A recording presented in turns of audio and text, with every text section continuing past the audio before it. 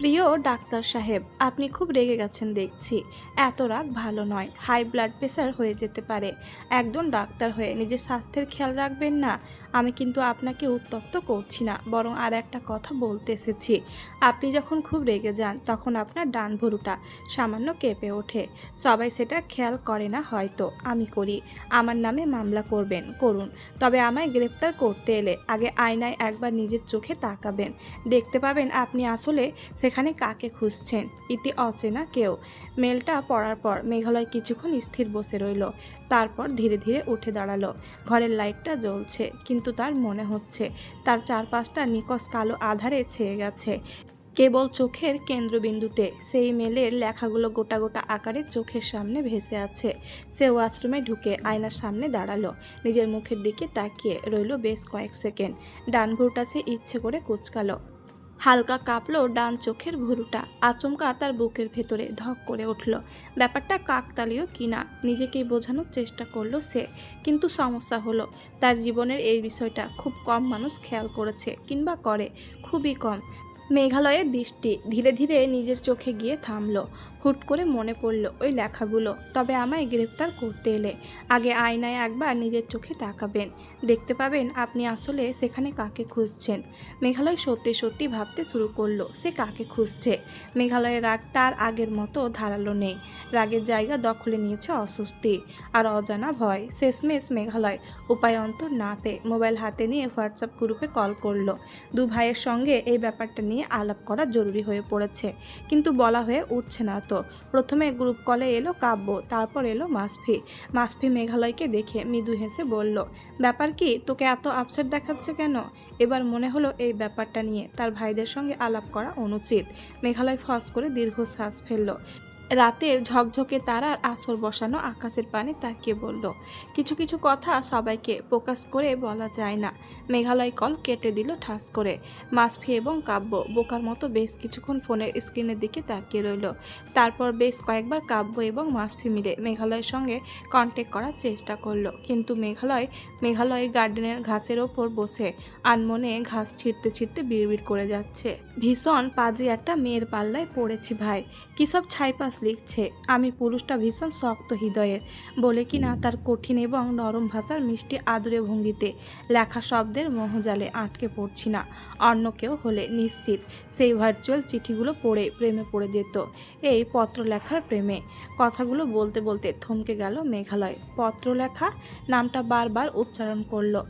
অভাবনীয় কাণ্ড। তার জীবনের আশ্চর্যজনক ব্যাপার হলো, সে আলোকে কেবল ভিন্ন ভিন্ন নামে ডেকেছে, কিন্তু আলোকে বাদ দিয়ে আজ কিনা অন্য এক অজানা নারীর জন্য নিজেই একটা নাম ঠিক করে ফেলল, পত্রলেখা। ভারী আশ্চর্য তো।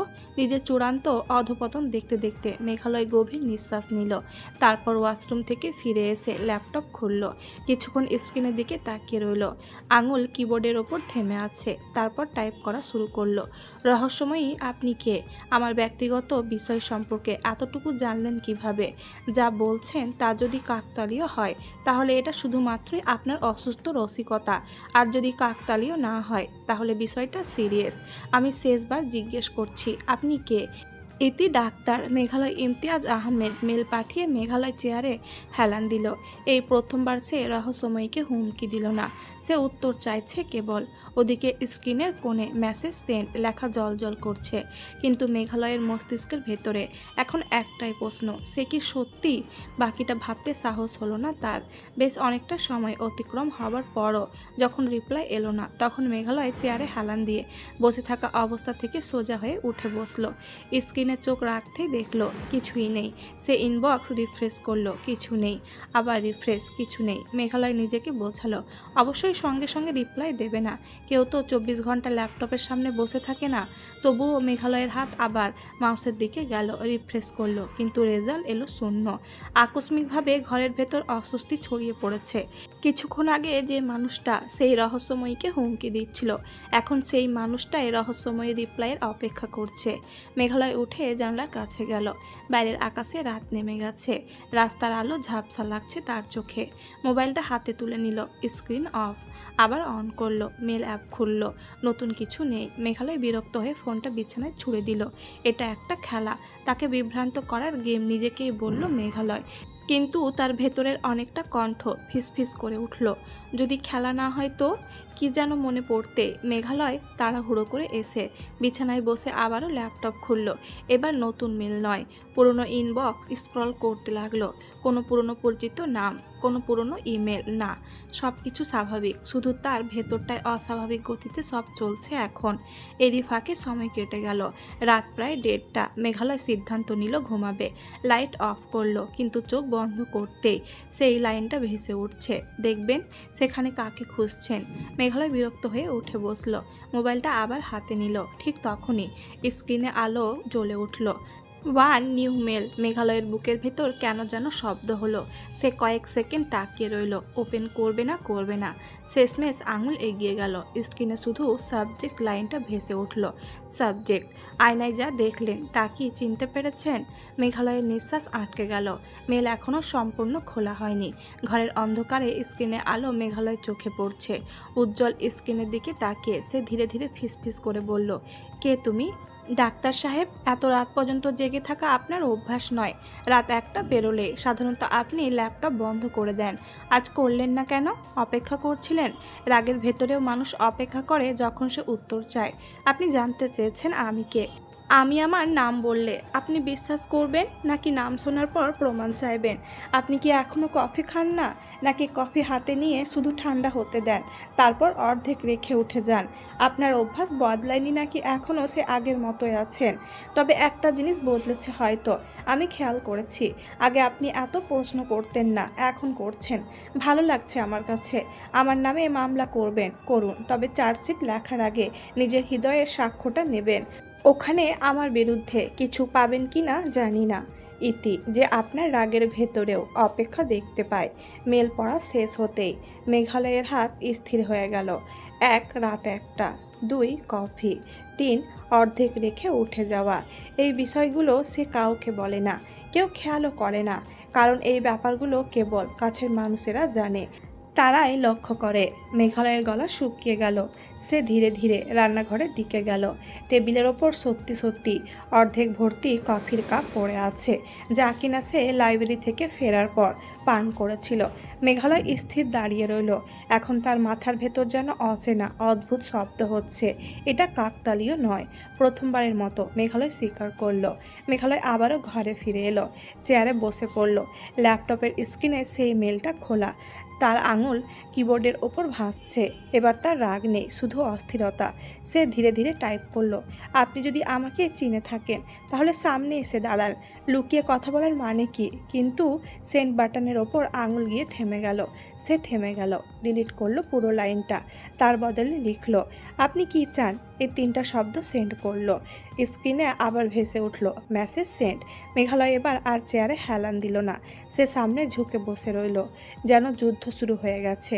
মেল পাঠানোর পর মেঘালয় চুপ করে বসে রইল। স্ক্রিনে কোনো নতুন নোটিফিকেশন নেই, কিন্তু তার মাথার ভেতর একটার পর একটা নোটিফিকেশন বাজছে। আপনি কি চান? এই 3টা শব্দ পাঠানোর পর থেকেই সে অস্বস্তিতে আছে। এটা প্রশ্ন, নাকি এটা রহস্যময়ের সামনে আত্মসমর্পণের শুরু কিনা সে নিজেই বুঝতে পারছে না। সে চেয়ার থেকে উঠে দাঁড়ালো। ঘরের ভেতর পায়চারি করছে। এটা কেউ ইচ্ছে করে করছে, কেউ আমাকে অবজার্ভ করছে, কেউ খুব কাছ থেকে জানে আমার অতি ক্ষুদ্র থেকে ক্ষুদ্র বিষয়গুলো। মেঘালয়ের কপালে ঘাম জমেছে। সে হাত দিয়ে মুছে ফেলল। হঠাৎ মনে হলো, সে কি সত্যিই একা? এই কয়েকদিনে কারা কারা তার আশেপাশে ছিল? ইউনিভার্সিটি, হাসপাতাল, না এগুলো তো সাম্প্রতিক, কিন্তু যে কথা মেলে লেখা ওগুলো তার পুরনো অভ্যাস, খুব ব্যক্তিগত তথ্য।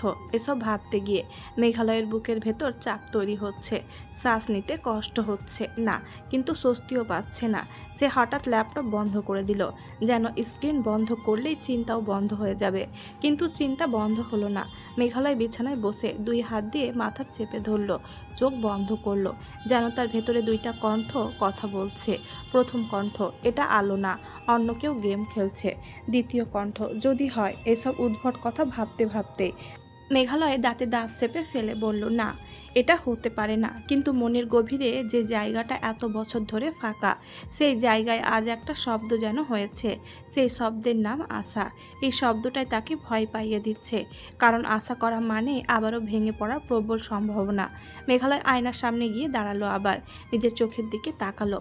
চোখ দুটো লাল, রাগে নয় বরং আলোর অপেক্ষায় থেকে এমন হয়েছে। মেঘালয় ধীরে ধীরে ফিসফিস করে বলল, সত্যি যদি তুমি হও তাহলে এতদিন কোথায় ছিলে? কথাটা বলেই সে থেমে গেল। সে তো এখনও নিশ্চিত না, কিন্তু অবচেতন মনেই প্রশ্নটা বেরিয়ে গেছে। তার ভেতরে শক্ত নিয়ন্ত্রিত স্থির মানুষটা আজ অস্থির দোলাচলে কাঁপছে। রাত বাড়ছে, নতুন মেল নেই, কিন্তু এবার সে রিফ্রেশ করছে না, সে অপেক্ষা করছে। মেঘালয়কে ইমেল সেন্ড করার পর আলো যখন দেয়ালঘড়ির দিকে তাকালো, ঠিক তখনই আলোর মনে পড়ল হসপিটালে যেতে হবে। দুপুর গড়িয়ে এখন বিকেল হতে চলল।